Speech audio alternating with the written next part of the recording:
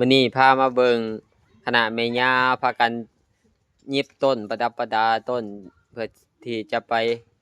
ถวายกฐินสามัคคีอยู่วัดดงคำกะแสนมื้ออื่นเด้ผู้ใดหลายๆคนพากันเฮ็ดทั้งเฮ็ดขันหมักเบงโอ้ยขันหมักเบงก็ว่างามๆเนาะเออ พี่มีแต่อันงามๆพี่ตั้งอยู่พี่ซุมแม่เพิ่นพากันซอยกันโอ้ยมีแต่ขันงามๆทางนี้ก็กำลังเน็บอยู่เด้แม่ขาวก็กำลังเย็บแม่ขาวใส่จักหน่วยแหละนี่6หน่วยบ่2 4 6 8พุ่นน่ะโอ้ หลายเนาะมื้ออื่นเพิ่นแล้วเพิ่นถวายก็ได้มื้อแรกนี่จำศีลอยู่วัดป่า